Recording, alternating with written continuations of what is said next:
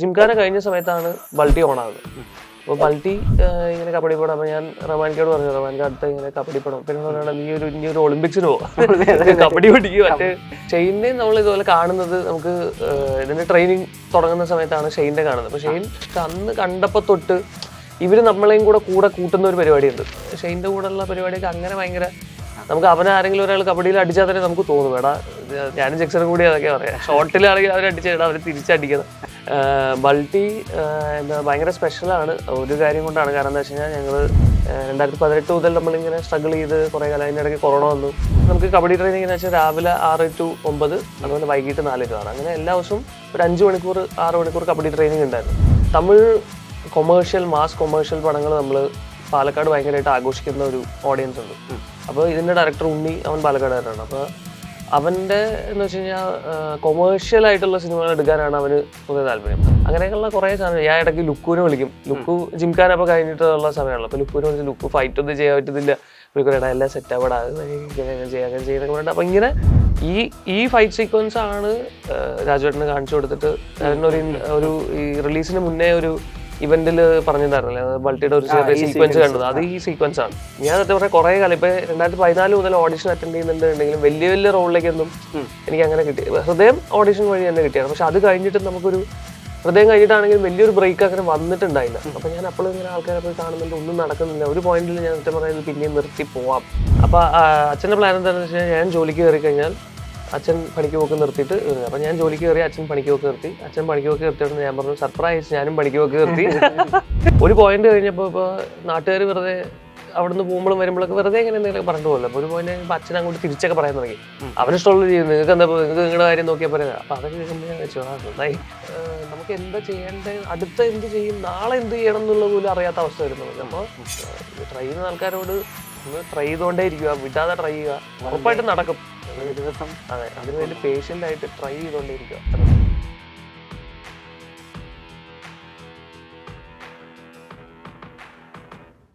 അപ്പോൾ മലയാള സിനിമ അല്ലെങ്കിൽ Malayalam film industry നമുക്ക് ഓരോ വർഷവും നല്ല നല്ല യങ് ടാലൻസിനെ സമ്മാനിച്ചുകൊണ്ടിരിക്കുകയാണ്. അപ്പോൾ ആ ഒരു നിരയിൽ നിന്ന് വന്നിട്ടുള്ള ഏറ്റവും പുതിയ ആളാണ് ശിവ ഹരിഹരൻ എന്ന് പറയുന്നത്. Thank you. അപ്പം നമുക്കിപ്പം മുമ്പിലുള്ള ഏറ്റവും പുതിയ വിശേഷം എന്ന് പറയുന്നത് ബൾട്ടി എന്ന് പറയുന്ന സിനിമയാണ്. ആ സിനിമയുടെ ഒരു ജേണിയും അപ്പോൾ അതിലേക്ക് എത്തിയ കാര്യങ്ങളൊക്കെ പറഞ്ഞുകൊണ്ട് നമുക്ക് തുടരാം. അതിന് തന്നെ താങ്ക് യു, അങ്ങനെ ഒരു ഇൻട്രോന്. ബൾട്ടി ഭയങ്കര സ്പെഷ്യലാണ് ഒരു കാര്യം കൊണ്ടാണ്. കാരണം എന്താ വെച്ച് കഴിഞ്ഞാൽ ഞങ്ങൾ ഒരുമിച്ച് സിനിമ സ്വപ്നം കണ്ടു നടന്ന കുറേ ഒരു പറ്റം ആൾക്കാർ. അതായത് നമ്മൾ ഇപ്പോൾ ഇതിൻ്റെ ഡയറക്ടർ ഉണ്ണി ശിവലിംഗം, അവൻ പാലക്കാടുകാരനാണ്. ഞങ്ങൾ എൻ്റെ വീട്ടിൽ നിന്ന് ഒരു 5-6 കിലോമീറ്റർ ഉള്ളൂ അവൻ്റെ വീട്. അപ്പോൾ ഞങ്ങൾ അവൻ്റെ ആദ്യത്തെ ഷോർട്ട് ഫിലിമിലാണ് ഞാൻ നായകനായിട്ട് അഭിനയിക്കുന്നത്. അപ്പോൾ അങ്ങനെയാണ് ഞങ്ങൾ തമ്മിൽ പരിചയം. അപ്പോൾ 2017-18 ആ സമയത്ത്. അത് കഴിഞ്ഞ് ഞങ്ങൾ രണ്ടുപേരും കൂടെ ഇങ്ങോട്ട്, ഞങ്ങൾ രണ്ടുപേരും പിന്നെ അവൻ്റെ കുറച്ച് ഫ്രണ്ട്സും ഉണ്ട്, ഇതുപോലെ മെൽബിൻ, അഷ്കർ, അശ്വിൻ, ശബരി ഇതിനകത്ത് കോ ഡയറക്ടറായിട്ട് വർക്ക് ചെയ്തിട്ടുണ്ട്, പിന്നെ ശരത്ത്. അങ്ങനെ ഞങ്ങൾ ഒരു പറ്റം ആൾക്കാർ, സിനിമ സ്വപ്നം കണ്ട് നടക്കുന്ന ഒരു പറ്റം ആൾക്കാർ പോണേക്കര റൂം എടുത്തു 2018. അവിടെ കുറേ കാലം ഇത് പറഞ്ഞ പോലെ അശ്വിൻ ഇപ്പോൾ AD ആയിട്ട് വർക്ക് ചെയ്യുന്നുണ്ട്, നൈറ്റ് റൈഡേഴ്സിൽ AD ആണ്. അഷ്കർ അഭിനയം പരിപാടി, അവൻ ഇതിനകത്ത് അഭിനയിച്ചിട്ടുണ്ട്. മെൽബിൻ ഇതിനകത്ത് പോസ്റ്റ് പ്രൊഡക്ഷനിൽ വർക്ക് ചെയ്തിട്ടുണ്ട്. ഞാൻ ഇതിനകത്ത് അഭിനയിച്ചു. അപ്പോൾ ഇത് ഞങ്ങളുടെ എന്താ പറയുക കൂട്ടായ്മയിൽ നിന്ന് ഉണ്ടാവുന്ന ആദ്യത്തെ ഒരു സിനിമയാണ്. അപ്പോൾ അതുകൊണ്ട് ബൾട്ടി എപ്പോഴും ഭയങ്കര സ്പെഷ്യലാണ്.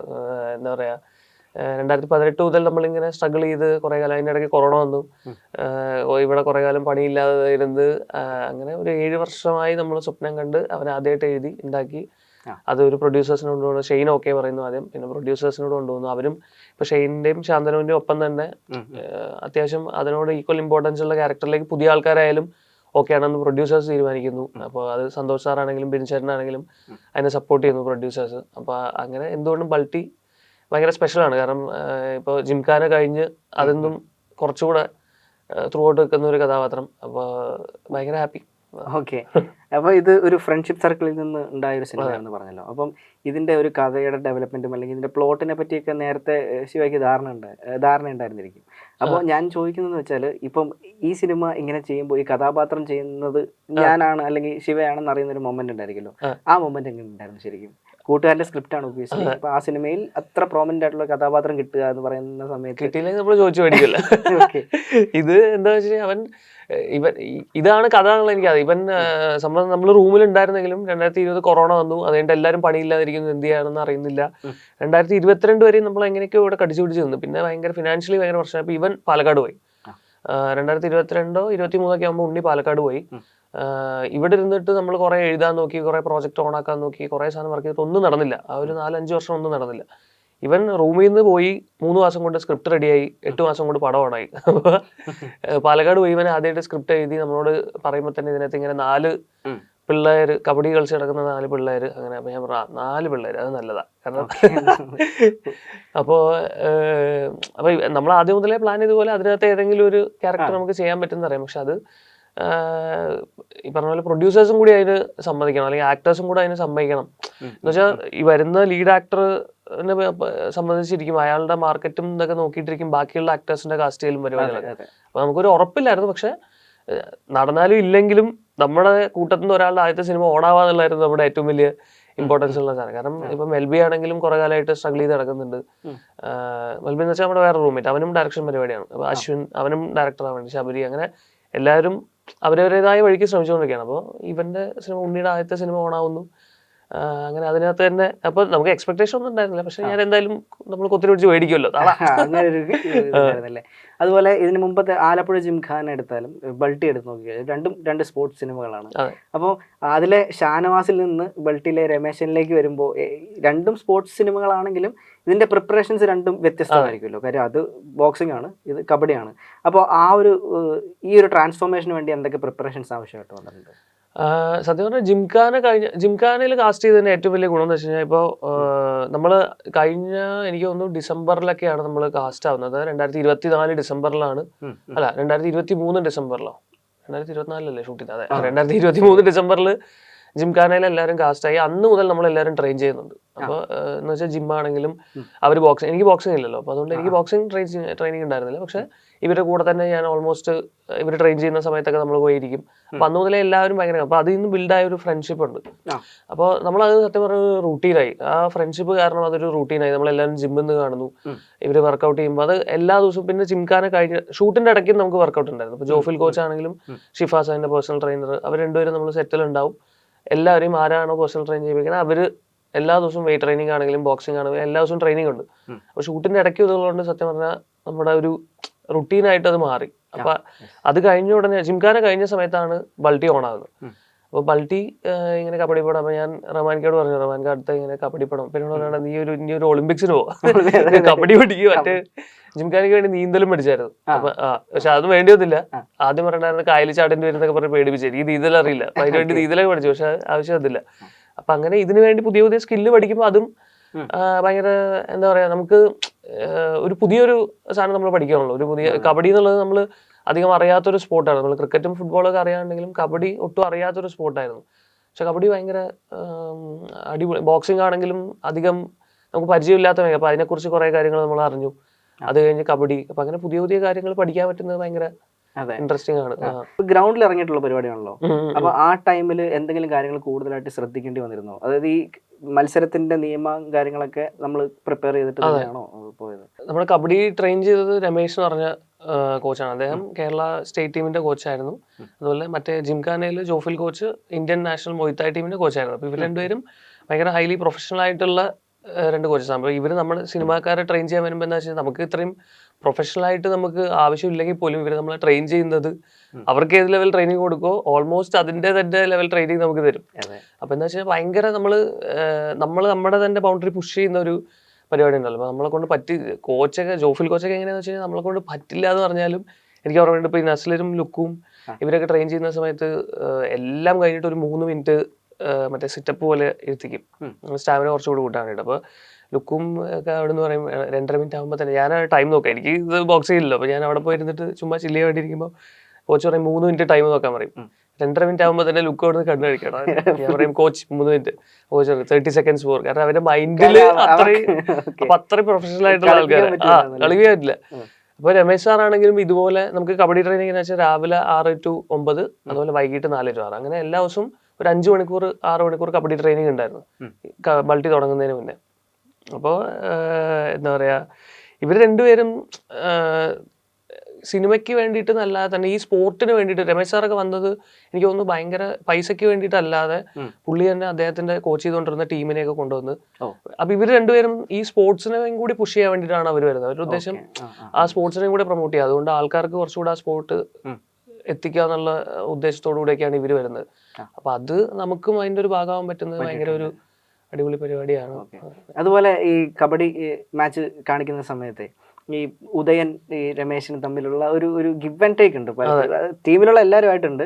അപ്പം ഷെയ്നുമായിട്ട് ആ ഒരു കെമിസ്ട്രി വർക്ക് ആയത് എങ്ങനെയാണ്, അല്ലെങ്കിൽ ഷെയ്നുമായിട്ടുള്ള ഒരു കോമ്പിനേഷൻ എങ്ങനെയായിരുന്നു ശരിക്കും സിനിമയിൽ?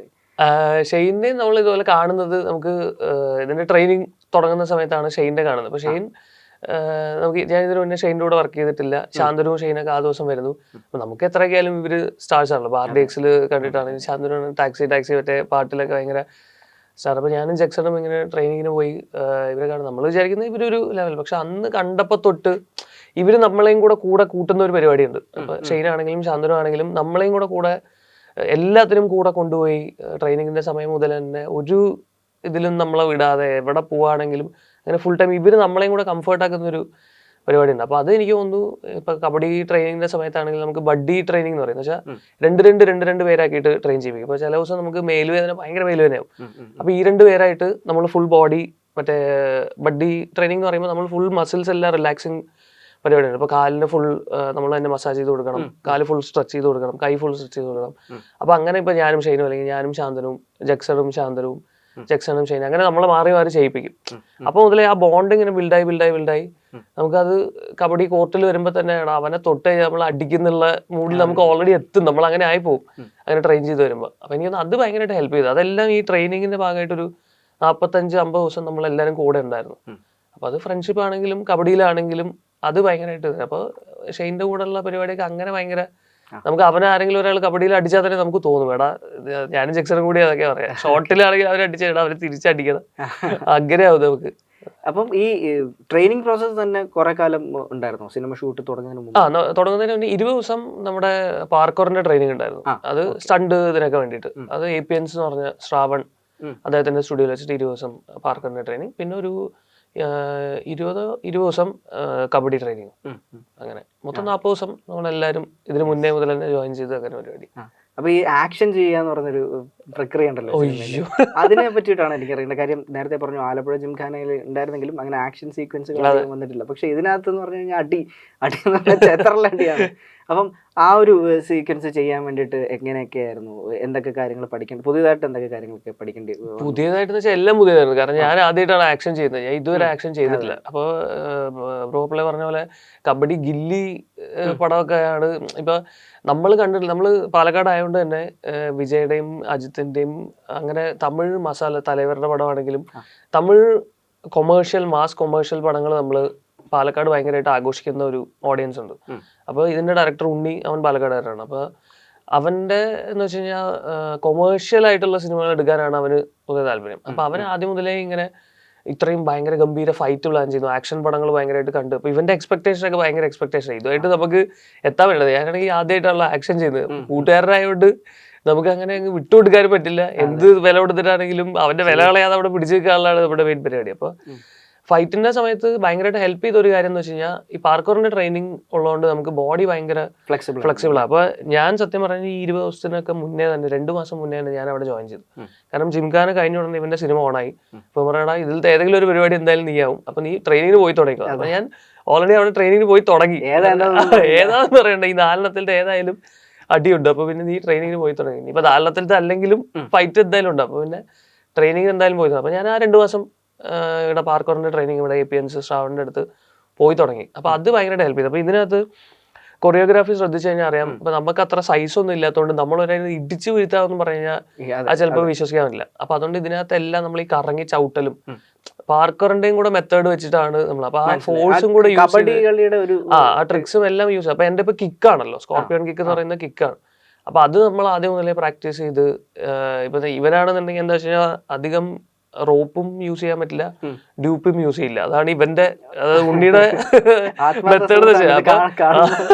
പിന്നെന്ന് വെച്ച് കഴിഞ്ഞാൽ ഞങ്ങളുടെ റൂമിൽ തന്നെ ഓൾറെഡി ഫൈറ്റിന്റെ കുറെ സാധനം നമ്മൾ ഷൂട്ട് ചെയ്ത് നോക്കിയിട്ടുണ്ട്. എന്ന് വെച്ചാൽ ഈ പടമൊക്കെ ഓൺ ആവുന്നതിന് മുന്നേ തന്നെ ഇവൻ ഒരു പ്ലാൻ ഉണ്ടായിരുന്നു, കളരി ബേസ് ചെയ്തിട്ടൊരു ഷോർട്ട് ഫിലിം ആയിട്ട് നമുക്ക് ആക്ഷൻ പരിപാടി ചെയ്യാന്ന് പറഞ്ഞിട്ട് ഇവൻ പറഞ്ഞു നീ പോയി കളരി പഠിക്കുന്ന പറഞ്ഞിട്ട് എന്നെ കൊണ്ട് കളരി പഠിപ്പിച്ചു കുറച്ച് ദിവസം.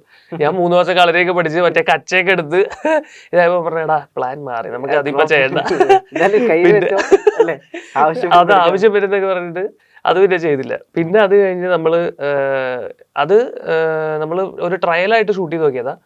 ഒരു തൈക്കോണ്ടോ പോലെ എന്തോ ഒരു മാർഷൽ ആർട്ട് പഠിച്ചൊരു പുള്ളിയെ കൊണ്ടുവന്നിട്ട്, കുങ്ഫു അല്ല എന്തോ ഒരു മിക്സഡ് മാർഷൽ ആർട്സ് അത്, അവരെയും കൂടെ കൊണ്ടുവന്നിട്ട് ഒരു ഷൂട്ടിംഗ് ഫ്ലോറിൽ നമ്മൾ ഫൈറ്റ് ഇതുപോലെ കൊറിയോഗ്രാഫി ചെയ്ത് ഷൂട്ട് ചെയ്ത് നോക്കി. അപ്പൊ അങ്ങനെ നമ്മൾ കുറെ സാധനം ഇങ്ങനെ കുറെ കാലമായിട്ട് റൂമിൽ തന്നെ പ്രാക്ടീസ് ചെയ്ത് വരുന്നുണ്ട്. അപ്പൊ അതൊക്കെ എനിക്ക് തോന്നുന്നു ഇതിനെ ഭയങ്കരമായിട്ട് ഹെൽപ്പ് ചെയ്യും. പക്ഷെ അപ്പോഴും നമ്മൾ സെറ്റിൽ വരുമ്പോൾ ഞാനിത് ആദ്യമായിട്ടാണല്ലോ ഫൈറ്റ് ചെയ്യുന്നത്. അപ്പൊ അതിന്റെ എല്ലാവിധ ടെൻഷനും ഉണ്ടായിരുന്നു. അതെനിക്ക് തോന്നുന്നു അലക്സേട്ടൻ ഇതിന്റെ DOP, RDXന്റെ ഒക്കെ DOP ആണല്ലോ. അപ്പൊ അലക്സേട്ടൻ ഭയങ്കരമായിട്ട് ഹെൽപ്പ് ചെയ്തു. കാരണം ഫസ്റ്റ് ഫൈറ്റ് ചെയ്യുമ്പോൾ എനിക്ക് ഭയങ്കര ടെൻഷനായിരുന്നു. നമ്മുടെ ഉദയസൂര്യൻ ഹോട്ടൽ ഫൈറ്റ് ചെയ്യുന്ന സമയത്ത് അതിനകത്തൊരു ആ സിംഗിൾ ഷോട്ട് ഇതുണ്ടല്ലോ, അതിന്റെ അവസാനം ഒരാൾ ചവിട്ടിയിട്ട് ഞാൻ ആ ഫ്രിഡ്ജിന്റെ മേലോട്ട് വീഴ്ത്തണം, എന്നാലേ ആ ഷോട്ട് അവിടെ കട്ടാവുള്ളൂ. അപ്പൊ അല്ലെങ്കിൽ ഇവരെല്ലാവരും അത് ഒരിക്കൽ കൂടെ ചെയ്യേണ്ടി വരും, ഷെയ്ൻ ശാന്തനും ഒക്കെ അത് ചെയ്യേണ്ടി വരും, സിംഗിൾ ഷോട്ട്.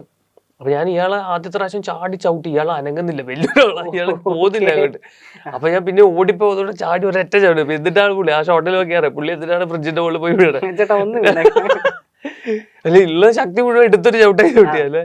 അപ്പൊ അലക്സേട്ടൻ അത് കഴിഞ്ഞിട്ട് വന്ന് പറഞ്ഞേടാ നീ ചെയ്യുന്ന പരിപാടിയൊക്കെ ഓക്കെയാണ്, പക്ഷെ നീ സിനിമയ്ക്ക് വേണ്ടിയിട്ട് ഒരു ഫൈറ്റ് ഉണ്ട്, അതിനെന്താ വെച്ചാൽ ഒരു ടൈമിംഗ് ഉണ്ട്, കുറച്ചുകൂടെ വലുതായിട്ട് നമ്മൾ ചെയ്യണം. അപ്പൊ ഷെയ്നും ഇതുപോലെ ഭയങ്കരമായിട്ട് ഹെൽപ്പ് ചെയ്യും. അവൻ ആക്ടേഴ്സ്, ഇപ്പൊ എനിക്കാണെങ്കിലും ജക്സൺ ആണെങ്കിലും കുറെ കാര്യങ്ങൾ പറഞ്ഞുതരും. അവനോട് സിനിമ ചെയ്ത എക്സ്പീരിയൻസ് ഉള്ളതുകൊണ്ട് അവനിങ്ങനെ വന്ന് പറഞ്ഞേടാ നമ്മൾ ചെയ്യുമ്പോൾ കുറച്ചുകൂടെ വലുതാക്കി ചെയ്യണം. ഇപ്പോൾ സ്ക്രീനകത്ത് ഇങ്ങനെ ഇടിക്കുന്നതിനും കുറച്ചുകൂടി വീശി അടിക്കണം, എന്നാലേ നമുക്ക് സ്ക്രീനിനകത്ത് ഇമ്പാക്ട് തോന്നുള്ളൂ.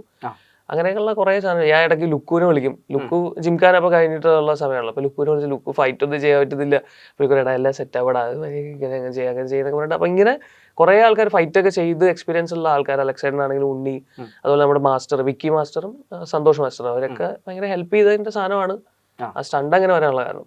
ആ സാമ്പാർ ഒഴിക്കാൻ പറഞ്ഞ സീൻ തൊട്ട് ആ ഫൈറ്റിന്റെ ഒരു എലിവേഷൻ ഉണ്ടല്ലോ, അപ്പൊ ആ ഷോട്ട് സെറ്റ് ചെയ്ത് എങ്ങനെയാണ്, ആ ഒരു എൻറ്റയർ പരിപാടി എങ്ങനെയാണെന്ന് പറയാമോ? അതിന്റെ പരിപാടി എന്ന് വെച്ച് കഴിഞ്ഞാൽ ഇപ്പൊ നമ്മള് ഓരോ ഫൈറ്റിനും ഓരോരോ എന്താ പറയാ തരത്തിലാണ് ഡിസൈൻ ചെയ്തത്. ഇവനത് ഷൂട്ട് ചെയ്യുമ്പോൾ തന്നെ ഇപ്പൊ ഇവനും അലക്സേട്ടനും മാസ്റ്ററും എല്ലാവരും കൂടെ ഇരുന്ന് പ്ലാൻ ചെയ്തത്.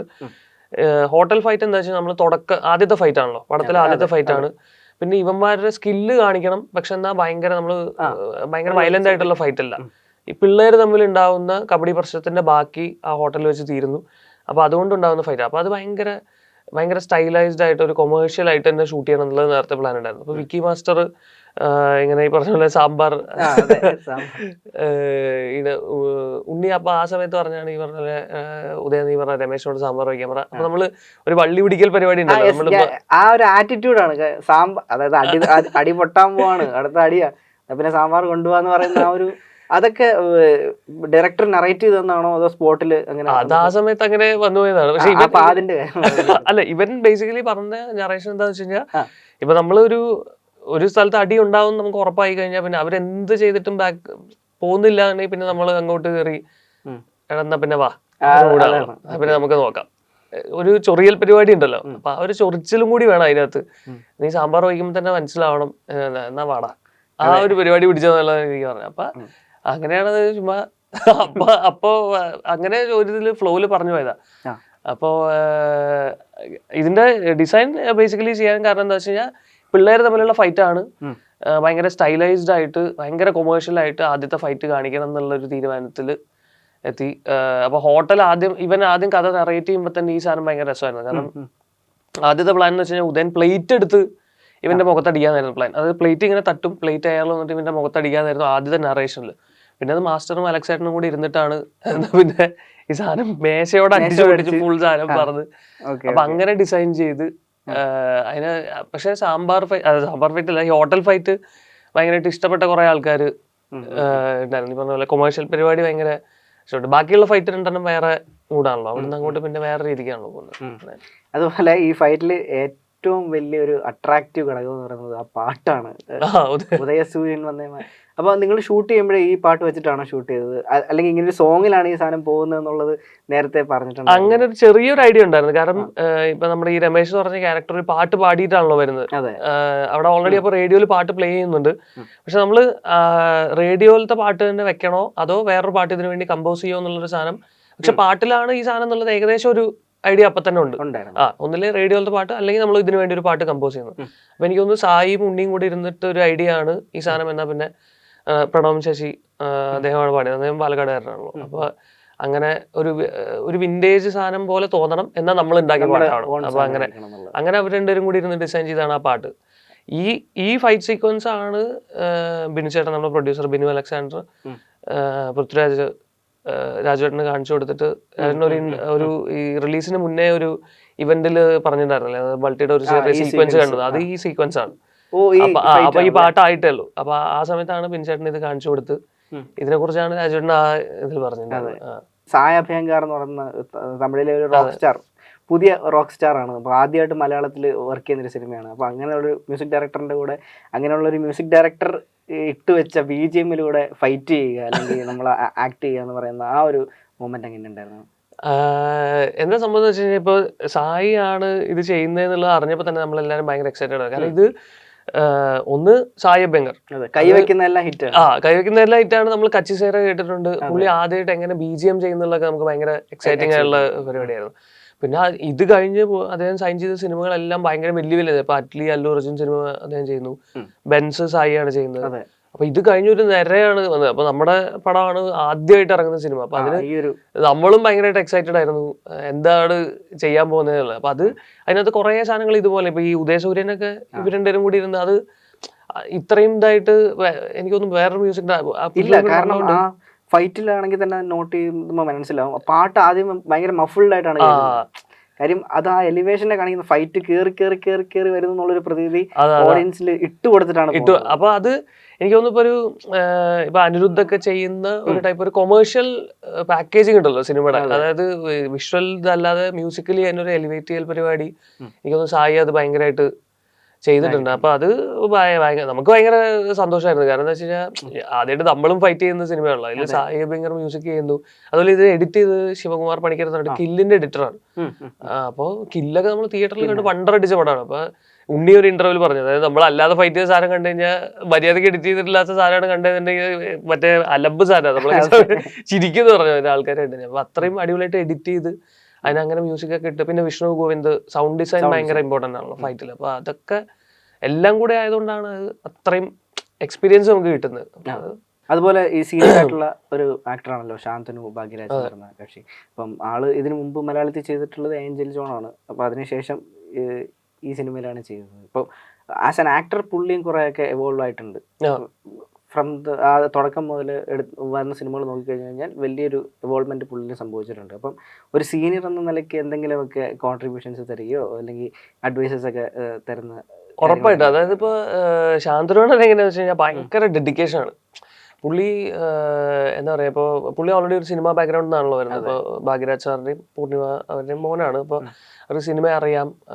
പുള്ളി പക്ഷെ ഭയങ്കര പുള്ളി എന്ത് വേണേൽ കാണിക്കും. പക്ഷെ പുള്ളി ഭയങ്കര ഡെഡിക്കേറ്റഡ് ആണ്. ഫസ്റ്റ് എനിക്ക് തോന്നുന്നു ട്രെയിനിങ്ങിന്റെ സമയം മുതലേ തന്നെ നമ്മളിപ്പോൾ ഒരു 5 വട്ടം ചെയ്യുന്ന സാധനം പുള്ളി വേണമെങ്കിൽ ഒരു 10 വട്ടം ചെയ്യും. അത്രയും ഭയങ്കര ഡെഡിക്കേറ്റഡ് ആയിട്ട് എന്താ പറയാ, സമയത്തിന് കറക്റ്റ് സമയത്തിന് ട്രെയിനിങ്ങിന് ഒരു ദിവസം പോലും മുടക്കാതെ എന്ത് വേനയുണ്ടെങ്കിലും. എനിക്കൊന്ന് ചന്ദ്രന്റെ ഇത് നമ്മൾ ട്രെയിൻ ചെയ്യുമ്പോൾ തന്നെ നമുക്ക് എല്ലാവർക്കും മുട്ടും അവിടെ ഇവിടെയൊക്കെ ചെറിയ ഒടിഞ്ഞും ചതവൊക്കെ ഉണ്ട്. പക്ഷെ അതിന് മുട്ടിന്റെ ബാക്കിൽ ഒരു ലിഗമെന്റിൽ എന്തോ ഒരു ചെറിയ പുള്ളു വന്നിട്ട് ഇതുപോലെ കുറെ ദിവസം ഭയങ്കര വേദന ഉണ്ടായിരുന്നു. ആ വേദന വെച്ചുകൊണ്ട് കുറെ ദിവസം ട്രെയിൻ ചെയ്ത് ഫൈറ്റ് ചെയ്യുന്ന സമയത്ത് പുള്ളിയുടെ നക്കിളിൽ ചെറിയൊരു ഫ്രാക്ചർ വന്നു. പുള്ളി ഒരാളെ ഇടിച്ചപ്പോൾ ഇവിടുത്തെ പുള്ളിയുടെ ചീക്കിൽ പോയി സാധനം തട്ടി. പുള്ളിക്കൊന്നും പറ്റിയില്ല, പക്ഷെ ഈ എല്ലിന്റെ ഈ അറ്റ തട്ടി. അപ്പൊ അത് നക്കിള് ഫ്രാക്ചർ ആയി. അപ്പൊ അങ്ങനെയൊക്കെ ആയിട്ടും ഭയങ്കര, എന്നാലും പുള്ളി ഐസ് ക്യൂബ് വെച്ചിട്ട് പിന്നെയും വരും ഫൈറ്റ് ചെയ്യാനൊക്കെ ആയിട്ട്. അപ്പൊ അത്രയും ഭയങ്കര ഡെഡിക്കേഷൻ ആണ് പുള്ളി എന്ന് പറഞ്ഞ. ചന്ദ്രൻ എന്ന് പറഞ്ഞാൽ തന്നെ നമ്മൾ 3 പേരും അതാ പറയാ, ഡെഡിക്കേഷൻ ആണ് പുള്ളിയുടെ. അപ്പൊ പുള്ളി ചെയ്തോണ്ട് നമുക്ക് ചെയ്യാതിരിക്കാനും പറ്റില്ല, വയ്യാന്ന് പറഞ്ഞിരിക്കാൻ. അങ്ങനെ പിന്നെ പുള്ളി ഇതുപോലെ ഫൈറ്റിന്റെ സാധനത്തിലാണെങ്കിലും ഓരോ സീനിന്റെ സംഭവത്തിലാണെങ്കിലും നമ്മളെല്ലാരും ഭയങ്കരമായിട്ട് ഹെൽപ്പ് ചെയ്യും. പുള്ളി വരുന്നത് കുറച്ചുകൂടെ ഒരു തമിഴ് മലയാള സിനിമ ഒരു വേറെ തരം ഇതും തമിഴ് സിനിമയുടെ അഭിനയം തന്നെ വേറൊരു ഇതാണല്ലോ. അപ്പൊ പുള്ളിക്ക് അങ്ങനത്തെ കാര്യങ്ങൾ കുറച്ചുകൂടെ അറിയാം. ഇപ്പൊ ഒരു കൊമേഴ്ഷ്യൽ പരിപാടികളിൽ എങ്ങനെയൊക്കെ ഫൈറ്റ് ചെയ്യണം അങ്ങനത്തെ സാധനങ്ങൾ കുറച്ചുകൂടെ അറിയാം. പണ്ട് മുതലേ ഡാൻസ് ക്ലാസ്സിന് പോയി, മറ്റേ ഫൈറ്റിംഗ് ക്ലാസ്സിന് ചെറുപ്പം മുതലേ പോയി. അവന് ഓൾറെഡി സിനിമ ബാക്ക്ഗ്രൗണ്ട് ആയതുകൊണ്ട് അതിനൊക്കെ പ്രിപ്പയർഡ് ആയിട്ട് വന്നത്. അപ്പൊ അതിന്റെ കുറെ സാധനങ്ങൾ നമ്മളായിട്ടും ഷെയർ ചെയ്തിട്ടുണ്ട്. അതുപോലെ നമ്മൾ മുമ്പ് പറഞ്ഞത് തന്നെയാണ്, ഈ സിനിമയ്ക്ക് ഒരു തമിഴ് ടെക്സ്ചർ ആണല്ലോ. പല സീക്വൻസുകൾ കാണുന്ന സമയത്ത് എനിക്ക് ഈ സർപ്പേട്ട പരമ്പര അല്ലെങ്കിൽ ഈ ലബ്ബർ പന്ത് പോലുള്ള സീക്വൻസുകളോട് സാമ്യം, അങ്ങനെ റെപ്ലിക്കാന്ന് സീക്വൻസുകളോട് സാമ്യമായ രീതിയിലുള്ള കളർ ടോണും അല്ലെങ്കിൽ അതിന്റെ ഒരു കൈൻഡ് ഓഫ് കമ്പോസിഷനും ഒക്കെയാണ് ഉള്ളത്. അപ്പം ഈ ഷോട്ട് എടുക്കുന്ന സമയത്ത് ഈ ഫ്രണ്ട് ആണല്ലോ ഇപ്പൊ കൂട്ടുകാരനായതുകൊണ്ട് എല്ലാ കാര്യങ്ങളും ഷെയർ ചെയ്യുന്നുണ്ടായിരിക്കും. എന്തെങ്കിലും റെഫറൻസുകളുടെ കാര്യങ്ങൾ പറയുകയോ അങ്ങനെ എന്തെങ്കിലും ചെയ്തിട്ടുണ്ടോ? ഈ ഒരു ഷോട്ടിന് ഏതെങ്കിലും സിനിമയുടെ റെഫറൻസ് ഉപയോഗിക്കാം, അങ്ങനെ എന്തെങ്കിലുമൊക്കെ ഡിസ്കഷൻസ് ഉണ്ടായിട്ടുണ്ടോ? അങ്ങനെ ഡിസ്കഷൻ ഉണ്ടായില്ല. പക്ഷെ പൊതുവെ അവന് ഒരു വെട്രിമാരൻ സിനിമകളുടെ ഭയങ്കര അപ്പൊ ഇവൻ എപ്പോഴും വെട്രിമാരനെ കണ്ടപ്പോ പറഞ്ഞു, അപ്പൊ വെട്രിമാരൻ സാറ് കണ്ടപ്പോ ഇവൻ എപ്പോഴോ പറഞ്ഞു സാർ ഈ സിനിമ കാണുമ്പോ എപ്പോഴെങ്കിലും അതിൽ നിന്ന് വല്ലതും കട്ടെടുത്ത പോലെ തോന്നുവാണെങ്കിൽ സ്വാഭാവികം മാസാദി എന്ന് പറഞ്ഞാൽ. അപ്പൊ ഭയങ്കര വെട്രിമാരൻ സാറിന്റെ സിനിമകളൊക്കെ ഉണ്ട്. അതുപോലെ തന്നെ സെൽവരാഘവൻ സാർ ഇതിനകത്ത് അഭിനയിച്ചിട്ടുണ്ടല്ലോ. സെൽവരാഘവൻ സാറിന്റെ ഒക്കെ സിനിമ ഇവൻ കുറെ വട്ടം ഇരുന്ന് കണ്ട്, അതിന് നമ്മൾ അങ്ങനെ എടുക്കുമല്ല, പക്ഷെ അതിനൊക്കെ കുറച്ചൊരു എന്താ പറയാ, അതൊക്കെ നമ്മൾ ഇൻഫ്ലുവൻസ് ചെയ്തിട്ടുണ്ടാവാം അതിന്റെയൊക്കെ ഒരു സാധനങ്ങൾ. പക്ഷെ ഫ്രെയിം വെക്കുമ്പോ അങ്ങനെ നമ്മള് ഇന്ന ഫ്രെയിം അങ്ങനെ റെഫറൻസ് ഷൂട്ട് ചെയ്തിട്ടില്ല. ഇല്ല, ഓവറോൾ ആ ഒരു ഇൻസ്പിറേഷൻ ഉള്ളതുകൊണ്ട് അത് ഓൾറെഡി നമ്മൾ അത് കണ്ട് വളർന്നുകൊണ്ട് അതിന്റെ ഇൻസ്പിറേഷൻ എന്തായാലും തീർച്ചയായിട്ടും ഉണ്ടാവും. പിന്നെ ഈ പറഞ്ഞ പോലെ പറഞ്ഞ പോലെ കബഡി ബേസ് ചെയ്തിട്ട് നമുക്ക് കണ്ടിട്ടുള്ള ഏറ്റവും വലിയ സിനിമകളിൽ ഗില്ലിയാണ്. അപ്പൊ നമുക്ക് കബഡി കളിക്കുമ്പോഴായാലും ഗില്ലിയിലത്തെ റെഫറൻസ് ഒന്നും എടുക്കാൻ പറ്റില്ല. പക്ഷെ നമ്മള് അതെ മനസ്സിൽ ആ ഒരു സാധനം നമുക്ക് എപ്പോഴും ഉണ്ടാവും. നമുക്ക് ഇപ്പൊ ബൾട്ടിയിൽ നമ്മൾ അഭിനയിച്ചാൽ പോലും നമ്മുടെ മൈൻഡിൽ ഇപ്പോഴും ഗില്ലിയാണ്. അപ്പൊ ഈ സിനിമയിൽ തന്നെ സീനിയർ ആയിട്ടുള്ള 2 ഡയറക്ടേഴ്സ് അഭിനയിച്ചിട്ടുണ്ട്. ഒന്ന് സെൽവരാഘവൻ സാർ തമിഴിൽ നിന്ന്, അൽഫോൺസ് പുത്രൻ, പുള്ളിക്കാരൻ പാൻ ഇന്ത്യൻ ആണ്, തമിഴാണോ മലയാളമാണോ സ്പെസിഫിക് ആയിട്ട് ചോദിക്കേണ്ട കാര്യമില്ലല്ലോ. അപ്പൊ ഈ 2 ഡയറക്ടേഴ്സും ആക്ടേഴ്സ് ആയിട്ട് വന്ന് പെർഫോം ചെയ്യുന്നത് കണ്ടതാണല്ലോ. അപ്പം ഇവര് ഡയറക്ടർ ടു ആക്ടർ ആവുന്ന സമയത്ത് എങ്ങനെയൊക്കെയാണ് അവരുടെ ഒരു കാര്യങ്ങൾ നാം മനസ്സിലാക്കിയിട്ടുള്ളത്? ഡയറക്ടർ ടു ആക്ടർ ആവുന്ന സമയത്ത് നമുക്കാണ് പ്രശ്നം. കാരണം ഈ ഡയറക്ടേഴ്സ് എല്ലാവരും അഭിനയിക്കാൻ വന്ന് അടിപൊളിയായിട്ട് അഭിനയിച്ചു പോയിട്ട് നമ്മളെ പോലുള്ളവരവിടെ പോകുന്നുള്ളൂ. അല്ല, പക്ഷെ സെൽവ സാറിന് ഒരു രക്ഷയില്ല. നമ്മൾ പടം കണ്ടപ്പോൾ സത്യം പറഞ്ഞാൽ ഞെട്ടിപ്പോയി. കാരണം പുള്ളി ചെയ്തു വെച്ചേക്കുന്ന സാധനം ഭയങ്കര അല്ല, നമ്മൾ പ്രിവ്യൂ കണ്ടപ്പോഴാണ് പുള്ളിയുടെ ഭയങ്കര സട്ടിലായിട്ട് ചിരിച്ചുകൊണ്ട് കഴുത്തിറക്കൽ പരിപാടി ഉണ്ടല്ലോ, അതാണ് പുള്ളി ചെയ്തേക്കുന്നത്. അപ്പൊ ഭയങ്കര പുള്ളിയുടെ സിനിമകളൊക്കെ നമ്മൾ കണ്ടിട്ടുണ്ടെങ്കിലും ഇത്ര അടിപൊളി ആക്ടർ ആണെന്നുള്ളത് നമുക്കറിയില്ല. അപ്പൊ അത് ഭയങ്കര ഒരു ഇതായിരുന്നു നമുക്ക്. കാരണം നമ്മൾ ഇത് ഷൂട്ട് ചെയ്യുമ്പോൾ കാണുന്നുണ്ട്, പക്ഷെ നമുക്ക് നേരിട്ട് കാണുമ്പോൾ ഇതാണ് സാറ് ചെയ്യുന്നതെന്നുള്ളത് മനസ്സിലാവും. സിനിമയെ കാണുമ്പോൾ ഇമ്പാക്ട് ഭയങ്കര. അൽഫോൺസ് ചേട്ടന്റെ കേസ് എന്ന് വെച്ച് കഴിഞ്ഞാൽ അൽഫോൺസ് ചേട്ടൻ സെറ്റിൽ വന്നു. അതുവരെ നമ്മളെല്ലാരും സെറ്റിൽ നമ്മൾ ഫൈറ്റും ഇതൊക്കെ ആയതുകൊണ്ട് എല്ലാവരും ഭയങ്കര ടയേർഡായിട്ട് ഭയങ്കര അങ്ങനെയൊക്കെ ഷൂട്ട് ചെയ്തത്. അൽഫോൺസ് ചേട്ടൻ വന്ന ദിവസം മുതൽ സെറ്റിലെ എനർജി വേറെയാണ്. പുള്ളി എന്ന് വെച്ച് കഴിഞ്ഞാൽ ഭയങ്കര ചാടി അൽഫോൺസിന്റെ സിനിമ എന്ന് വെച്ച് കഴിഞ്ഞാൽ ഭയങ്കര. അൽഫോൺസ് ലാസ്റ്റ് മിനിറ്റ് വരെയും കൺഫ്യൂഷൻ ആയിരുന്നു, ഇത് ചെയ്യണോ വേണ്ടയോ. സന്തോഷ് സാർ ഒരു ഇന്റർവ്യൂ തലേ ദിവസം വരെയും അൽഫോൺസ് ചേട്ടൻ പേടിപ്പിച്ചുകൊണ്ടിരുന്നത്. പക്ഷെ എന്നിട്ട് അൽഫോൺസ് ചേട്ടൻ എനിക്ക് തോന്നുന്നു ഇത് ആദ്യത്തെ ഡയറക്ടർ, അവന്റെ ആദ്യത്തെ സിനിമ, അങ്ങനെയൊക്കെ ഒരു ഇമോഷൻ ഉള്ളതുകൊണ്ട് കൂടിയാണ് പുള്ളി.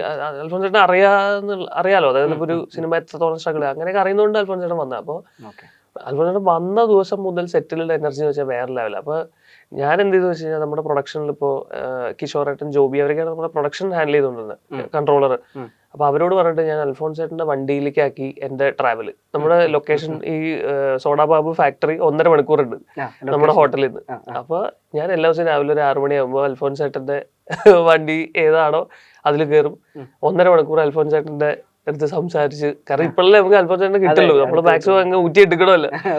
അപ്പൊ ഫുള്ള് സിനിമയുടെ കാര്യമൊക്കെ ചിലപ്പോൾ പ്രേമത്തിന്റെ കാര്യം കുറെ ഇങ്ങനെ പറഞ്ഞ്, കുറെ സിനിമ പണ്ടത്തെ സിനിമകളുടെ കാര്യം, അതുപോലെ ഞാൻ കുറെ ഡൗട്ട് ചോദിക്കും. അൽഫോൺസിന് എന്ത് ചോദിച്ചാലും ആൻസർ ഉണ്ട്. സിനിമയെ കുറിച്ച് നമ്മൾ എന്ത് ഡൗട്ട് ചോദിച്ചാലും അൽഫോൺസിന്റെ ആൻസർ ഉണ്ട്. ടെക്നീഷ്യനും കൂടെ ആയതുകൊണ്ട് അതാ ഭയങ്കര. അപ്പൊ അൽഫോൺസ് ചേട്ടൻ പറഞ്ഞ കാര്യമാണ്, ഇപ്പൊ നമ്മള് അഭിനയിക്കാൻ നടക്കുന്ന ആൾക്കാർ അൽഫോൺസ് ചേട്ടന്റെ പെർസ്പെക്റ്റീവിൽ അൽഫോൺസ് ചേട്ടൻ പറഞ്ഞതെന്ന് വെച്ച് കഴിഞ്ഞാൽ, നീ എഡിറ്റിംഗ് എന്തായാലും പഠിക്കുക. കാരണം എഡിറ്റ് പഠിച്ചു കഴിഞ്ഞാൽ നിനക്ക് മനസ്സിലാവും, ടെക്നിക്കലി പഠിക്കാനല്ല, എവിടെയൊക്കെ പക്ഷെ എവിടെയൊക്കെ കട്ട് പോയിന്റ് വരും, ഈ സീനിൽ എവിടെയൊക്കെയാണ് കട്ട് പോയിന്റ് വരിക, നീ പഠിച്ചു കഴിഞ്ഞാൽ നിനക്ക് പെർഫോം ചെയ്യുമ്പോൾ തന്നെ നിനക്ക് അതിന്റെ ഒരു മീറ്റർ പിടിച്ച് പോകാൻ പറ്റും.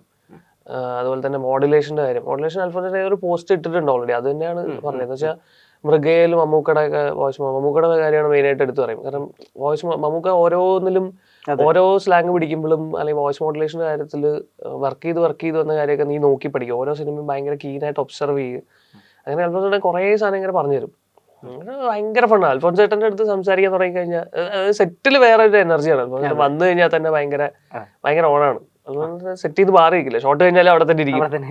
ഭയങ്കര അടിപൊളിയായി. ബൾട്ടി തൽക്കാലത്തേക്ക് ഒന്ന് സൈഡാക്കി വെക്കാം. Side ആക്കി എന്നിട്ട് ഈ ഒരു കരിയറിന്റെ ഒരു പാത്ത് നോക്കുകയാണെങ്കിൽ ഇപ്പം മുമ്പ് ചെയ്തിട്ടുള്ള സിനിമകളൊക്കെ വലിയ വലിയ സിനിമകളാണല്ലോ. എബ്രഹാം ഓസ്ലർ ഉണ്ട്, ലിസ്റ്റില് ആലപ്പുഴ ജിംഖാന, ഹൃദയമുണ്ട്, അങ്ങനെ കുറെ സിനിമകളുണ്ട്. അപ്പം എങ്ങനെയാണ് ഒരു ആക്ടർ ആവണമെന്നുള്ളൊരു ഡിസിഷൻ എടുക്കുന്നത്, ഇതിലേക്ക് വരുന്നത് എങ്ങനെയാണ്? എനിക്ക് താല്പര്യം ഈ പറഞ്ഞ പോലെ നമ്മുടെ നാട്ടിൽ ഒരു പറ്റം ഇപ്പൊ നമ്മൾ എന്താ പറയാ +2 ഒക്കെ കഴിഞ്ഞ ആ സമയത്ത് ഇങ്ങനെ സിനിമാ മോഹമുള്ള കുറച്ച് ആൾക്കാർ എല്ലാവരും കൂടെ, എല്ലാ ഫ്രണ്ട്ഷിപ്പിന്റെ ഇടയ്ക്ക് ഉണ്ടാവുമല്ലോ, ഒരു 3-4 പേര് സിനിമാ മോഹികൾ ഉണ്ടാവും. അപ്പൊ അങ്ങനെ കുറച്ച് ആൾക്കാരുണ്ടായിരുന്നു. അപ്പൊ എന്റെ ഫ്രണ്ട്സ് 2-3 പേരുണ്ടായിരുന്നു. അവരാണ് ആദ്യമായിട്ട് നമ്മൾ ഷോർട്ട് ഫിലിം ചെയ്തത്. 2014 ഷോർട്ട് ഫിലിം ചെയ്തത്. അത് നാളെ നേക്കുനർ എന്ന് പറഞ്ഞ കാർത്തിക് സുബ്രാജ്, അൽഫോൺസ് ചേട്ടനൊക്കെ ഉണ്ടായിരുന്ന ഷോ. അതിലാണ് നമ്മൾ ആദ്യമായിട്ട് ഒരു ഷോർട്ട് ഫിലിം ചെയ്ത്. അത് വിജയ് ടിവിയിൽ വന്ന്. അപ്പൊ കുറച്ച് ഫ്രണ്ട്സ് ഒക്കെ വിളിക്കുന്നു, മറ്റേ വീട്ടിനടുത്തുള്ള ആൾക്കാരൊക്കെ കാണുന്നു, അവിടെ കൊള്ളാം പരിപാടി, നമുക്ക് എന്നാ പിന്നെ ഇത് തന്നെ ചെയ്യാം. അപ്പൊ ഞങ്ങളൊരു 3-4 പേര് ഇങ്ങനെ ഈ ഗ്യാങ് ആയിട്ട് ഇറങ്ങുന്നു. പക്ഷെ പിന്നെ ആ 3-4 പേര് ഇല്ലാണ്ടായി, എല്ലാവരും ഓരോരോ വഴിക്ക് ജോലിക്ക് പോകുന്നു. അപ്പൊ ഞാൻ ആ സമയത്ത് പാലക്കാട് തന്നെയാണ്.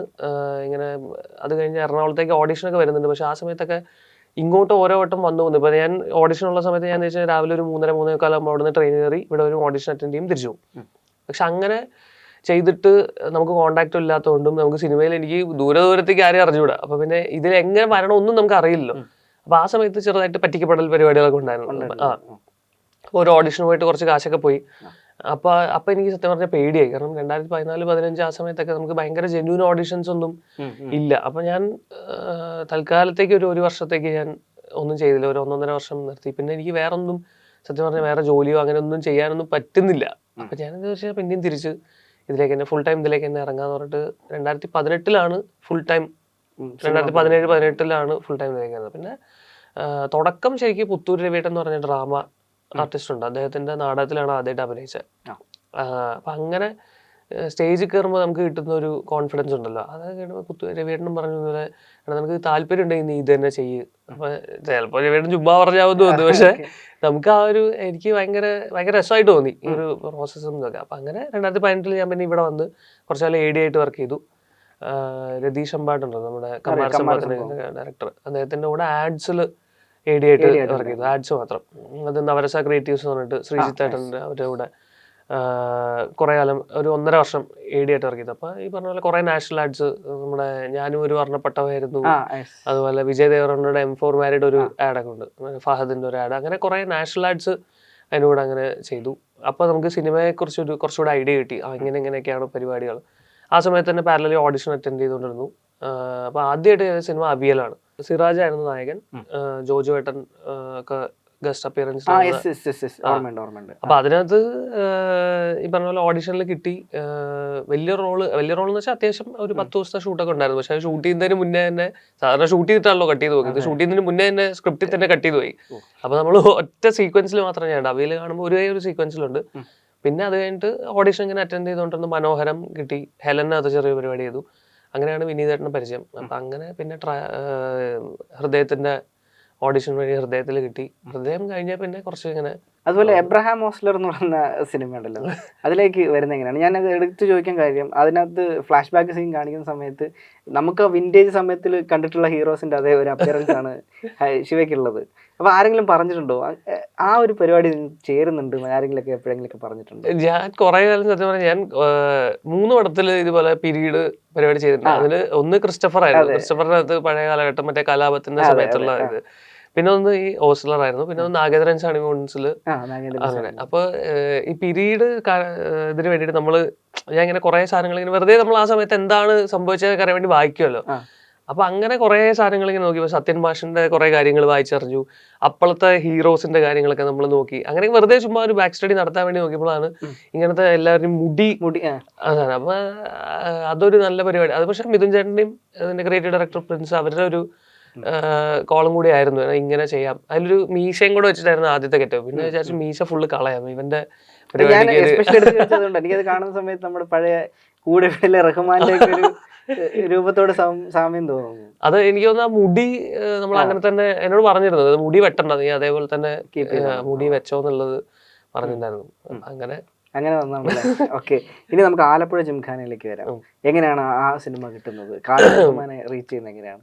അതായത് ഞാൻ സത്യം പറഞ്ഞാൽ കുറെ കാലം ഇപ്പൊ 2014 മുതൽ ഓഡിഷൻ അറ്റൻഡ് ചെയ്യുന്നുണ്ടെങ്കിലും വലിയ വലിയ റോളിലേക്കൊന്നും എനിക്ക് അങ്ങനെ കിട്ടി. ഹൃദയം ഓഡിഷൻ വഴി തന്നെ കിട്ടിയാണ്. പക്ഷെ അത് കഴിഞ്ഞിട്ട് നമുക്കൊരു ഹൃദയം കഴിഞ്ഞിട്ടാണെങ്കിലും വലിയൊരു ബ്രേക്ക് അങ്ങനെ വന്നിട്ടുണ്ടായില്ല. അപ്പൊ ഞാൻ അപ്പോഴും ഇങ്ങനെ ആൾക്കാരെ പോയി കാണുന്നുണ്ട്, ഒന്നും നടക്കുന്നില്ല. ഒരു പോയിന്റിൽ ഞാൻ സത്യം പറയുന്നത് പിന്നെയും നിർത്തി പോവാം, വല്ല ജോലിക്കും പോവാന്നുള്ള ലെവലിലായപ്പോഴാണ് സത്യം പറഞ്ഞു കഴിഞ്ഞാൽ ഓസ്ലർ എന്ന് വിളിക്കുന്നത്. ഓസ്ലറിന് പ്രിൻസ്, ഇതിന്റെ ക്രിയേറ്റീവ് ഡയറക്ടർ പ്രിൻസ് ജോയ്, ഞാൻ താമസിക്കുന്ന സ്ഥലം താണവാടാണ്. അപ്പൊ എനിക്ക് ഒരു പണി ഇല്ലാത്തതുകൊണ്ട് ഞാൻ ഒരു വട്ടം ഇപ്പുറത്തെ ജംഗ്ഷനിലുള്ള ചായക്കടയ്ക്ക് പോകും, ഒരു വട്ടം അപ്പുറത്തെ ജംഗ്ഷനിലുള്ള ചായക്കടയ്ക്ക് പോകും. അപ്പൊ എൻ്റെ അടുത്തൊരു സ്കൂട്ടി പെപ്പായിരുന്നു ആ സമയത്ത്.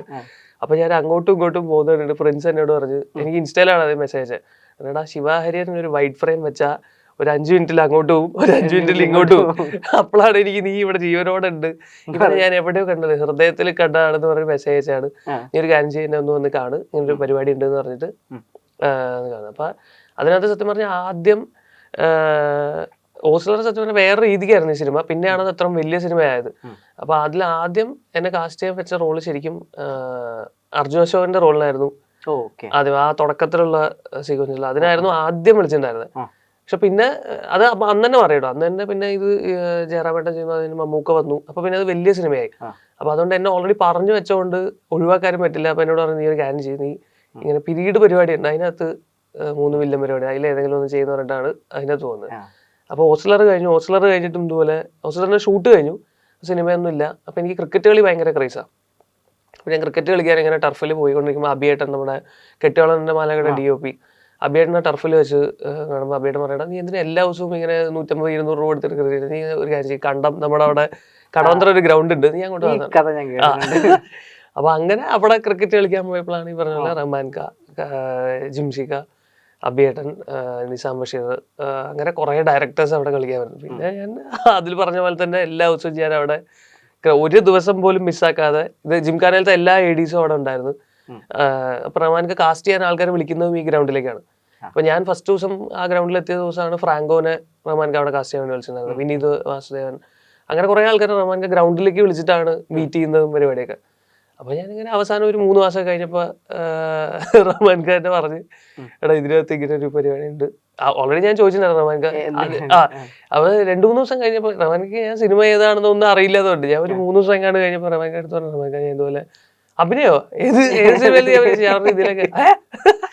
അപ്പൊ അങ്ങനെ അപ്പൊ തന്നെ പറഞ്ഞു. പിന്നെ ഒരു 3 മാസമൊക്കെ കഴിഞ്ഞിട്ടാണ് ഇതിന്റെ കാസ്റ്റിംഗ് ഫൈനലൈസ് ആവുന്ന സമയത്താണ് റഹ്മാൻക്ക് പറഞ്ഞത്. അപ്പോഴേക്ക് ഓസ്ലറും റിലീസായി. അപ്പൊ റഹ്മാൻക്ക് പറഞ്ഞടാ, KT അസോസിയേറ്റ് വിളിച്ചതിനോട് പറഞ്ഞടാ, നീ വാ, ഒരു പരിപാടി ഉണ്ട്. അപ്പോഴും എനിക്ക് ഇങ്ങനെ ഈ 9 പേരുടെ കൂടെയുള്ള പരിപാടി, അതിലൊരു പരിപാടിയാണെന്ന് അറിയില്ല, പക്ഷെ ചെറിയ വലിയ പരിപാടിയാവും. അപ്പൊ അങ്ങനെ ജിമ്മിൽ എല്ലാരെയും കൂടെ വിളിച്ചു വരുത്തി, എന്നിട്ട് പറഞ്ഞ് നിങ്ങൾ ഇന്ന പരിപാടിയാണ് ചെയ്യുന്നത്. അപ്പൊ അത് ഭയങ്കര ഹാപ്പി ആയിട്ടുള്ള കാര്യമായിരുന്നു. കാരണം റഹ്മാൻക്കാണ് എനിക്ക് അത്രയും ഇഷ്ടമുള്ള ഒരു ഡയറക്ടറാണ്. അപ്പൊ അദ്ദേഹത്തിൻ്റെ കൂടെ അടിപൊളി. അപ്പം ഖാലിദ് റഹ്മാന്റെ സിനിമയിൽ ഇങ്ങനെ ഒരു അവസരം കിട്ടി, അതിനുശേഷം ഇതുപോലെ അത് കഴിഞ്ഞിട്ട് ഇങ്ങനെ നമുക്ക് ആഗ്രഹം ഉണ്ടായിരിക്കുമല്ലോ വലിയ വലിയ ഡയറക്ടേഴ്സിനോട് വർക്ക് ചെയ്യണമെന്ന്. അങ്ങനെ അതിയായ ആഗ്രഹമുള്ള ഒരു ഡയറക്ടർ ആരാന്ന് ചോദിച്ചു കഴിഞ്ഞാൽ അത് ആരായിരിക്കും, എന്തുകൊണ്ടായിരുന്നു? അങ്ങനെ അതിയായ ആഗ്രഹമുള്ള ഒരു ഡയറക്ടർ, എനിക്ക് അങ്ങനെ കുറെ ഡയറക്ടേഴ്സിൻ്റെ കൂടെ വർക്ക് ചെയ്യണം എന്ന് ഭയങ്കര ആഗ്രഹം. അതിൽ ഒന്ന് ജിത്തു ജോസഫ് സാറാണ്. കാരണം മെമ്മറീസ് ഒക്കെ കണ്ട് ഞാൻ ഭയങ്കര ഞെട്ടിത്തെറിച്ചിരുന്നു. നമുക്ക് തിയേറ്ററിൽ മെമ്മറീസും ദൃശ്യമൊക്കെ കണ്ടിട്ട് നമുക്ക് കിട്ടിയ ഒരു സാധനമുണ്ടല്ലോ, അത് ഭയങ്കര. അപ്പൊ ജിത്തു സാറ് ഓഫ് കോഴ്സ് ഭയങ്കര ഇഷ്ടമുള്ളൊരു ഡയറക്ടറാണ്. പിന്നെ ഇപ്പൊ കേരള ക്രൈം ഫയൽസ് കണ്ടത്, അതിന്റെ സീസൺ 2. അപ്പൊ അഹമ്മദ് കബീർ, അദ്ദേഹത്തിന്റെ കൂടെ ഞാൻ ഇതുപോലെ ക്രിക്കറ്റ് ഒക്കെ കളിച്ച്, അപ്പൊ ക്രിക്കറ്റ് വഴിയുള്ള ബന്ധം കുറെ ഉണ്ട്. കാരണം ഇപ്പൊ അങ്ങനെ കുറെ ആൾക്കാരായിട്ട്, സിനിമാക്കാരെല്ലാരും ഇപ്പൊ ഓൾമോസ്റ്റ് എല്ലാവരും ക്രിക്കറ്റ് കളിക്കുന്നുണ്ട്. അപ്പൊ അങ്ങനെ കുറെ ആൾക്കാർക്കായിട്ട് പരിചയമായി. അങ്ങനെ ഇപ്പൊ AKയുടെയും അതുപോലെ തന്നെ അത് എഴുതിയത് ബാഹുൽ രമേശ് അറിയാം. അപ്പൊ അദ്ദേഹത്തിന് കിഷ്കിന്ധാണ്ടം ഒക്കെ എനിക്ക് ഭയങ്കര ഇഷ്ടം. അപ്പൊ അങ്ങനത്തെ ഒരു ത്രില്ലർ ജോണർ ഭയങ്കര ഇഷ്ടം. അപ്പൊ എപ്പോഴെങ്കിലും ബാഹുൽ രമേശൊക്കെ എഴുതുന്ന ഒരു പരിപാടിയിലൊക്കെ എന്തെങ്കിലുമൊക്കെ ചെയ്യണമെന്ന് ആഗ്രഹം ഉണ്ട്. അതുപോലെ തരുൺ മൂർത്തി, എനിക്ക് തുടരും ഈ അടുത്ത് കണ്ട തിയേറ്റർ എക്സ്പീരിയൻസ് എനിക്ക് ഭയങ്കര, ഇപ്പൊ ലാലേട്ടൻ ഫാനും കൂടി ആയതുകൊണ്ട് തുടരും ഫസ്റ്റ് ഡേ സെക്കൻഡ് ഷോ എന്താണ് കയറുന്നത്. അപ്പൊ അന്ന് ഒന്നും അറിയാതെയാണ് നമ്മളിപ്പോ കാണുന്നത്. അപ്പൊ അത് കിട്ടിയൊരു തിയേറ്റർ എക്സ്പീരിയൻസ് തരുൺ മൂർത്തി, അങ്ങനെ ഒരുപാട് ഡയറക്ടർ. ഇപ്പൊ ആഷിഖ് കപൂർ, ആഷിഖേട്ടൻ്റെ സിനിമകളൊക്കെ എനിക്ക് ഭയങ്കര ഇഷ്ടമുള്ള സിനിമ. ഇപ്പൊ ആഷിക് കപൂർ, ഇപ്പൊ എനിക്ക് ഓൾറെഡി ലിസ്റ്റിലുള്ള ആൾക്കാരൊക്കെ ആയിട്ട് ഓൾമോസ്റ്റ് നമ്മൾ വർക്ക് ചെയ്തു. വെച്ചാൽ വിനീതേട്ടന്റെ പടത്തിൽ വർക്ക് ചെയ്തു, മിഥുൻ മാനന്തോസ് മിഥുൻ ചേട്ടന്റെ പടത്തിൽ വർക്ക് ചെയ്തു, റഹ്മാൻകയുടെ പടത്തിൽ വർക്ക് ചെയ്തു. ഈ പറഞ്ഞ ആൾക്കാരോട് പറ്റുമെന്ന് വിചാരിക്കുന്നു. ഈ ബൾട്ടി സിനിമയുടെ കാര്യങ്ങൾ പറഞ്ഞു, പക്ക ഒരു കൊമേഴ്ഷ്യൽ പാക്കേജ് ആണ് സിനിമ. അതുപോലെ ശിവ ആദ്യമായിട്ട് തിയേറ്ററിൽ പോയി കണ്ട് വിസിലടിച്ച് അല്ലെങ്കിൽ അങ്ങനെ എൻജോയ് ചെയ്തൊരു സിനിമ ഏതാണ് എന്ന് ചോദിച്ചു കഴിഞ്ഞാൽ, ആദ്യമായിട്ട് തിയേറ്റർ എക്സ്പീരിയൻസ് പറയാൻ പറഞ്ഞു കഴിഞ്ഞാൽ ഏതായിരിക്കും? തിയേറ്റർ എക്സ്പീരിയൻസ് എനിക്ക് തോന്നുന്നു നമ്മൾ +2 സമയത്താണ് ഇതുപോലെ ഈ പറഞ്ഞ പോലെ ക്ലാസ് കട്ട് ചെയ്ത് ഭയങ്കര സിനിമയ്ക്ക് പോകുന്നത്. അപ്പൊ കീർത്തി ചക്രയ്ക്ക് നമ്മൾ പാലക്കാട് ഇതുപോലെ റിലീസ് ആവുന്ന സമയത്ത് മതിൽ ചാടി, സ്കൂളിൽ നിന്ന് മതിൽ ചാടി, തിയേറ്ററിന്റെ മതിലും ചാടി. കാരണം അപ്പൊ ടിക്കറ്റ് മറ്റേ നമ്മള് മതിൽ ചാടി കറക്റ്റ് ഞങ്ങള് ചാടി നേരെ ചാടിയത് പോലീസുകാരുടെ ഫ്രണ്ടിലോട്ടാ. അവിടുന്ന് ലാത്തിൽ 2 അടി കിട്ടി. ഞങ്ങൾ അടി കിട്ടിയ വഴിക്ക് കൗണ്ടറിന്റെ അങ്ങോട്ട് ഒരു ഓട്ടോ ഓടി. എനിക്ക് ഇപ്പോഴും ഓർമ്മയുണ്ട്, തോട്ടയിൽ അതിന്റെ ചൂട് പിള്ളേർ ഒരു ഓട്ടോ ഓടി. കൗണ്ടറിൽ ഫസ്റ്റ് നമ്മളാ, ഫസ്റ്റ് ടിക്കറ്റ് നമ്മൾ കയറി കഴിഞ്ഞാൽ 7 പേർക്ക് സീറ്റ് പിടിക്കണം. നമ്മളൊരു 8 പേരുണ്ട് ഗ്യാങ് ആയിട്ട് പോകുന്നത്. അപ്പൊ നമ്മൾ 2 പേരും മതിൽ ചാടും, ടിക്കറ്റ് എടുക്കും, അത് പോയി സീറ്റ് പിടിക്കും. അപ്പൊ കീർത്തി ചക്രയ്ക്ക് ഫസ്റ്റ് തിയേറ്ററിൽ കയറിയ ഞങ്ങളായിരുന്നു. അപ്പൊ അത് വൻ എക്സ്പീരിയൻസ് ആയിരുന്നു. അതാണ് എനിക്ക് തോന്നുന്നു അടിയും കൂടി കിട്ടിയോണ്ട് അത് മറക്കില്ല. എപ്പോഴെങ്കിലും ലാലേട്ടനെ കാണാൻ അവസരം കിട്ടുവാണെങ്കിൽ ഇത് പറയോ? ഉറപ്പായിട്ടും പറയും. നമ്മുടെ ഇൻഡസ്ട്രി ഉണ്ടല്ലോ, മലയാളം ഇൻഡസ്ട്രി, ഞാൻ തുടക്കത്തിൽ പറഞ്ഞ പോലെ തന്നെ വർഷാവർഷം അല്ലെങ്കിൽ ഇങ്ങനെ തുടർച്ചയായിട്ട് കുറെ യങ് ടാലൻസിനെ ഇങ്ങനെ മുമ്പോട്ട് കൊണ്ടുവരുന്നുണ്ട്. ഇപ്പം നമ്മുടെ സംഗീത് പ്രതാപ് ആണെങ്കിലും ശരി, സന്ദീപ് പ്രദീപ് ആണെങ്കിലും ശരി, ഒരുമിച്ച് അഭിനയിച്ചിട്ടുണ്ട്. അപ്പൊ അതുപോലെ ആ ഒരു നിലയിലേക്ക് തന്നെ ശിവ എത്തിക്കൊണ്ടിരിക്കുകയാണ്. അപ്പം ഉറപ്പായിട്ടും. അപ്പോൾ ഞാൻ ചോദിക്കുന്നത്, നമ്മുടെ ഇൻഡസ്ട്രി ഈ പറയുന്ന പോലെ യൂത്ത് ആയിട്ടുള്ള ആൾക്കാർക്ക് എന്തുമാത്രം വഴി തുറന്നു കൊടുക്കുന്നുണ്ടെന്ന് തോന്നുന്നുണ്ട് മറ്റു ഇൻഡസ്ട്രികളെ അപേക്ഷിച്ച്? അത് ശരിക്കും പറഞ്ഞാൽ മലയാളം ഇൻഡസ്ട്രിയുടെ ഭയങ്കര ഒരു വില. ഇവിടുത്തെ ഓഡിയൻസ് ആണെങ്കിലും ഇപ്പോ മെയിൻലി ഓഡിയൻസിന് ആക്സെപ്റ്റ് ചെയ്യാൻ ഒട്ടും എന്താ പറയുക മടിയില്ലാത്ത ഓഡിയൻസ് ആണ്. ഇപ്പോൾ നമ്മൾ പുതിയൊരാൾ വന്നാലും ഭയങ്കര കാര്യമായിട്ട്, ഇപ്പോൾ നമ്മൾ തിയേറ്ററിസ്റ്റിന് പോകുമ്പോഴാണെങ്കിലും ആൾക്കാരെ കാണുമ്പോഴാണെങ്കിലും അവർ തരുന്ന സ്നേഹം ഭയങ്കര മോട്ടിവേഷൻ ആണ് നമുക്ക് ഇനിയും നല്ല പരിപാടികൾ ചെയ്യണം. ഇപ്പോൾ അല്ലെ ഇപ്പോൾ നസ്ലിനാണെങ്കിലും ഇപ്പോൾ സംഘു ആണെങ്കിലും സംഗീതാണെങ്കിലും അവൻ ഹൃദയത്തിലുണ്ടായിരുന്നു, സന്ദീപ് ഇപ്പോൾ ഇതിനകത്തുണ്ടായിരുന്നു. അങ്ങനെ ഇപ്പോൾ ജിംഖാനയിൽ ഒരു പറ്റം പുതിയ ആക്ടേഴ്സ് കുറേ ആൾക്കാർ വരുന്നു. അപ്പം ഇത് ഡയറക്ടേഴ്സിൻ്റെയും അതിനോടൊപ്പം തന്നെ പ്രൊഡ്യൂസേഴ്സിൻ്റെയും അതുകൊണ്ട് തന്നെ മലയാളം സിനിമ കാണുന്ന പ്രേക്ഷകരുടെയും കൂടെ ഒരു സാധനമാണ്. അപ്പം എനിക്ക് തോന്നുന്നത് സത്യം പറഞ്ഞാൽ മലയാളം ഇൻഡസ്ട്രിയിൽ മാത്രമേ ഇത് നടക്കുള്ളൂ. നമ്മൾ പുറത്തു പോയി കഴിഞ്ഞാൽ സത്യം പറഞ്ഞാൽ തമിഴിലൊക്കെ എന്താണ് അവസാനിക്കുന്നത്, തെലുങ്കിലൊന്നും നമുക്ക് ആലോചിക്കാൻ പോലും പറ്റില്ല പുതിയ ഒരു സിനിമാ ബന്ധമില്ലാത്ത ഒരാള് ഒരു ലീഡ് കഥാപാത്രം ചെയ്യുന്നു. അല്ലെങ്കിൽ അങ്ങനെയൊന്നും എനിക്ക് ഇപ്പൊ വിജയ് ദേവരകൊണ്ടയും നാനിയും അല്ലാതെ വേറൊരാളും പുറത്തുനിന്ന് ഒരാൾ വന്നിട്ട് അവിടെ പേരെടുക്കുന്ന ഒരാൾ. അപ്പൊ അങ്ങനെ ചെയ്തു വരുന്ന ആക്ടേഴ്സിനോട് ഇപ്പൊ നമ്മള് സ്ട്രഗിൾ ചെയ്യുന്ന ആൾക്കാർക്ക് നമുക്ക് തോന്നുന്നൊരു ബഹുമാനമുണ്ട്. അപ്പൊ അത് തീർച്ചയായിട്ടും മലയാളം ഇൻഡസ്ട്രിയുടെ ഒരു ഗുണമാണ്. ഇവിടെ ഇപ്പൊ വന്ന ആക്ടേഴ്സ് എല്ലാവരും അതുപോലെ, ഇപ്പൊ നിവിൻ പോളി, അതുപോലെ ആസിഫിക്ക, ടോവിനോ, അതുപോലെ തന്നെ വേറെ ഇപ്പൊ വന്ന ആക്ടേഴ്സ് എല്ലാവരും ഒരു സിനിമാ ബന്ധവും ഇല്ലാതെ വന്ന് ഇവിടെ പേരുണ്ടാക്കിയ ആൾക്കാരാണല്ലോ. അപ്പൊ അത് ഭയങ്കര അടിപൊളിയാണ് സിനിമയിലും. ഇപ്പൊ ആക്ടേഴ്സിന് മാത്രമല്ല, ഡയറക്ഷൻ ആണെങ്കിലും അല്ല ഏത് ടെക്നീഷ്യൻസ് ആണെങ്കിലും നമുക്ക് ഒരുപാട് അവസരം അതാണ് ബ്രോ പറഞ്ഞ പോലെ തന്നെ അത് ആളുകൾ വെൽക്കമിങ് ആണ്. അതിന്റെയും കൂടെയാണ്. പിന്നെ പ്രൊഡ്യൂസേഴ്സും കൂടെ അതിന് റെഡിയാണ്. ഇപ്പൊ ബാക്കിയുള്ളവരുടെയൊക്കെ അവർ മാർക്കറ്റ് മാത്രം നോക്കി ചെയ്യുന്ന ഒരു ടെൻഡൻസി ഉണ്ടല്ലോ. ഇവിടെ അങ്ങനെ, ഇവിടെ സത്യം പറഞ്ഞാൽ കണ്ടന്റിനും കൂടെ ആൾക്കാർ അത് പ്രൊഡ്യൂസേഴ്സും കൂടി എടുക്കുന്ന ഒരു കോളാണ്. അപ്പൊ അത് ഭയങ്കര അടിപൊളിയാണ്. ഈ ആക്ടിങ് ആണ് മേഖല എന്നുള്ളത് ഫിക്സ് ചെയ്യുന്ന സമയത്ത് വീട്ടുകാരുടെ ഒരു എന്താ പറയുമ്പോഴേ അല്ല, എനിക്ക് സത്യം പറഞ്ഞാൽ ഇവരെന്ത് പറയും എന്നുള്ളത് എനിക്ക് ഭയങ്കര ടെൻഷൻ ഉണ്ടായിരുന്നു. കാരണം അച്ഛൻ, ഞാനിപ്പോ ഒരു ജോലിക്ക് കയറി, അപ്പൊ അച്ഛൻ കുറെ കാലം ബിസിനസ്സൊക്കെ ചെയ്ത് അതൊക്കെ പൊട്ടി. ലാസ്റ്റ് ഇപ്പൊ എന്നെ പഠിപ്പിക്കുന്ന സമയത്തൊക്കെ അച്ഛൻ സ്വന്തമായിട്ട് ടാക്സിയൊക്കെ ഓടിച്ച് അങ്ങനത്തെ പരിപാടിയൊക്കെ ആയിരുന്നു. അപ്പൊ അച്ഛന്റെ പ്ലാൻ എന്താണെന്ന് വെച്ച് കഴിഞ്ഞാൽ ഞാൻ ജോലിക്ക് കയറി കഴിഞ്ഞാൽ അച്ഛൻ പണിക്ക് പോക്ക് നിർത്തിയിട്ട് വരുന്നത്. അപ്പൊ ഞാൻ ജോലിക്ക് കയറി, അച്ഛൻ പണിക്ക് പോക്ക് നിർത്തി. അച്ഛൻ പണിക്ക് പോക്ക് നിർത്തിയിട്ട് ഞാൻ പറഞ്ഞു സർപ്രൈസ്, ഞാനും പണിക്ക് പോക്ക് നിർത്തി. അപ്പൊ എനിക്ക് അത് ഭയങ്കര ടെൻഷനായിരുന്നു എന്ത് പറയുന്നത്. പക്ഷെ ഏറ്റവും കൂടുതൽ സപ്പോർട്ട് ചെയ്തത് അവരാണ്. ഇപ്പൊ വീട്ടിലെ അമ്മയാണെങ്കിലും അച്ഛനാണെങ്കിലും അവരാണ് ഏറ്റവും കൂടുതൽ സപ്പോർട്ട് ചെയ്തത്. അതായത് നിനക്ക് ഇഷ്ടമുള്ള കാര്യം. ഒരു പോയിന്റ് കഴിഞ്ഞപ്പോൾ ഇപ്പൊ നാട്ടുകാർ വെറുതെ അവിടെ നിന്ന് പോകുമ്പോഴും വരുമ്പോഴൊക്കെ വെറുതെ ഇങ്ങനെ എന്തെങ്കിലും പറഞ്ഞിട്ട് പോകില്ല. അപ്പൊ ഒരു പോയിന്റ് കഴിയുമ്പോൾ അച്ഛൻ അങ്ങോട്ട് തിരിച്ചൊക്കെ പറയാൻ തുടങ്ങി, അവനിഷ്ടമുള്ള ചെയ്യും, നിങ്ങൾക്ക് എന്താ, നിങ്ങൾക്ക് നിങ്ങളുടെ കാര്യം നോക്കിയാൽ പറയാം. അപ്പൊ അതൊക്കെ കേൾക്കുമ്പോൾ ഞാൻ വെച്ചു നന്നായി, നല്ല കാര്യം, ആ മൂഡായിരുന്നു എനിക്ക്. അപ്പൊ അവര് തന്ന സപ്പോർട്ട് ഭയങ്കരമാണ്. കാരണം ഇപ്പൊ എപ്പോഴെങ്കിലും നമ്മള് ഇപ്പൊ കഴിഞ്ഞ മാസം അതിന് മുന്നത്തെ മാസം കൂടെ എൻ്റെ അടുത്ത്, അതായത് അച്ഛൻ പൈസ ബേസിക്കലി നമുക്ക് വീട്ടിൽ വേണമെങ്കിൽ ചോദിക്കാന്നുള്ളത്, പക്ഷെ നമ്മുടെ ചില സമയത്തുള്ള അപകർഷതാബോധം കാരണം നമ്മൾ ചിലപ്പോൾ പൈസ ചോദിക്കാതെ, അതെ മീലിഗോ ആവാം, നമ്മൾ അത്ര കാലമായിട്ട് ചിലപ്പോ